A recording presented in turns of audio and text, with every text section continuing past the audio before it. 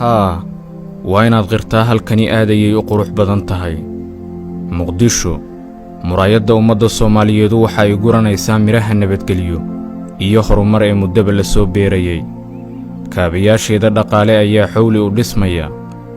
dhalinyaradu waa bari kasta waxay u jarmaadaan dugsiyada waxbarashada xoogsataduna nolol maalmeedkooda ayay si nabad uga soo dhacsadaan suuqyada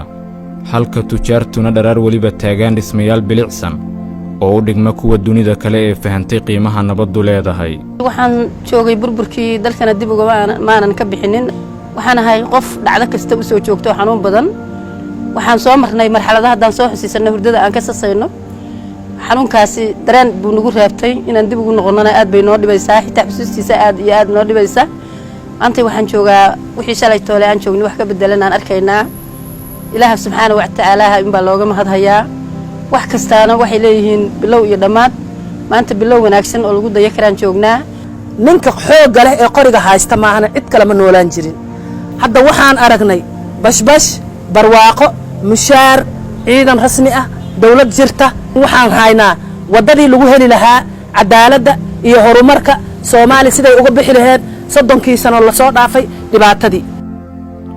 way badan oo soo maray Muqdisho way ka adkaayeen kuwa maanta balse wali waxa ay naawilaysaa nabadgelyo taam ah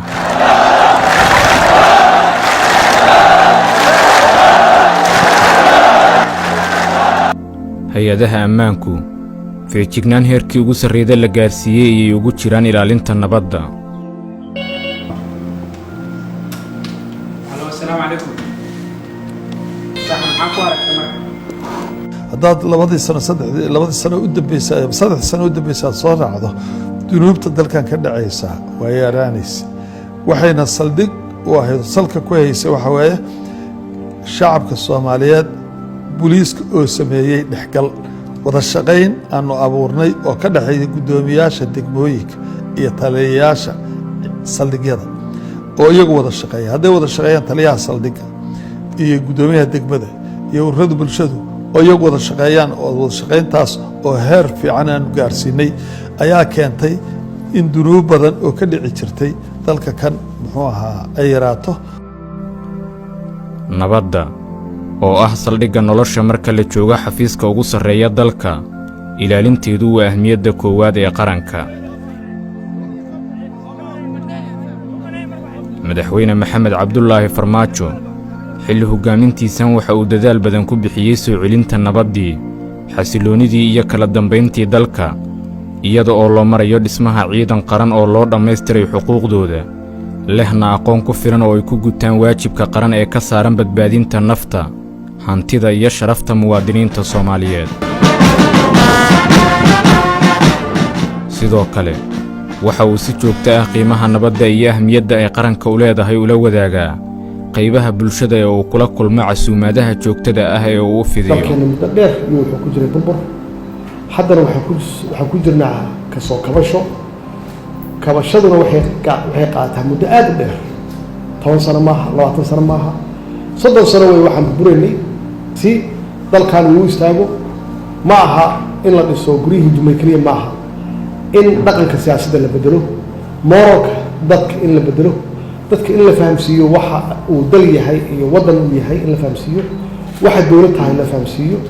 in la kala saaro wixii personal iyo waxa personal ka ahayd marka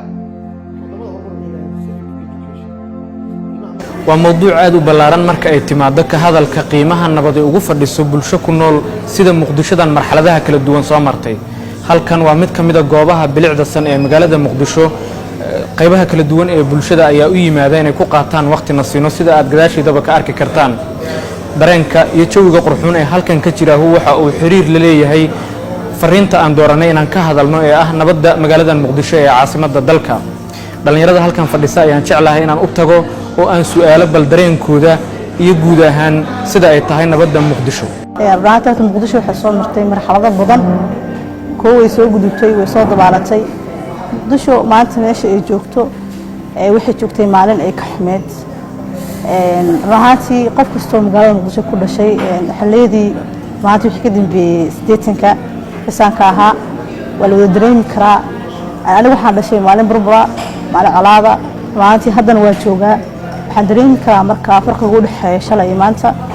in ammaanku iyo maxaa la yiraahdaa nabadgelyadu ay aad u korortay oo bogsiimo fiican heshay waxaa daliil u ah hadda tartankii ugu dambeeyay oo maxaa la yiraahdaa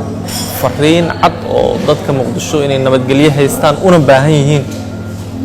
maxaa la yiraahdaa inay ka qayb qaataan ay xataa diyaar u yihiin ay direysay inta marka laga fiiriyo sida dadku ay maxaa la yiraahdaa ugu mamanaayeen sida ay uga soo qayb galayeen nambarka tirada ka soo qayb galaysay qaabka deganaashada loo ay uga qayb qaadanayeen xasiloonida amni siyaasadeed horumarada bulsho iyo hanaqaadka wadajirka ummadda ee qaranka ku tilaabsaday sanadihiina weydaartay waxaa jira cadow argagixisada dhigyacabka ahi ugu horreysa oo u diidan dalkeenna kuwa oo had iyo jeer maleega shirqoollo lagu weeqayo nidaamka dowladnimo ee yabyabkiisa halyeeye badani nafta macaan u soo hureen in dalkaanu midoobo oo naga ilaalinayo dalkan dhaqaalihiisa inuu kubco oo khayraadkiisa la soo baxo oo shidaalkiisa la soo baxo naga ilaalinayo inaan cudud military oo xoog yeelano oo cirka iyo dhulka iyo badda aan difaacan karno maxaa yeelay intaas daan helno khatar waxay ku galayeen iyaga annagu inaan kontroolno iyaga walwalka ugu badan ee ay qabaan kuwa diidan nabad iyo xasilooni waarta oo ka hana qaada dalkeenna waa sida jaantuskooda dhaqaalo u ekaan doono haddii Soomaaliya awood u yeelato ka faa'iideysiga kheyraadka faraha badan ee eebba ku manaystay dhulkeeda hodanka ah haddii marka cudurka qabiilka iyo qabyaaladda aan ka saarno ummaddeena way midoobi hadday midoodo dad ahaan waxaan nahay dad maxaan ku raahdaa dadnimadooda ay fiican tahay dadaal aad u fara badan oo firfircoon leh khayraadka ilaahay noogu daray markii aan si fiican u maamulno marka oo aan soo saarano waxaa xaqiiqo ah annagu inaan kontroolayno aan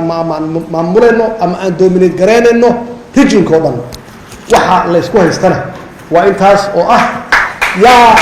kontroolaya yaa dominate garaynaya ma caruurteena dominate garayn doona iyo kuwa ay sii dhaleen awaa u yihiin mise kuweenaan u diyaarinaa waxa la isku haysto waa kaas iyo waxa la isku haystaa saxankaas idin horyaal wax ku jira miyaan fiiriyaa mise 200 iyo 300 sano ilmaha awaan u nahay ama ayeeyooyinkan u nahay mustaqbalkooda aan ka fikirnaa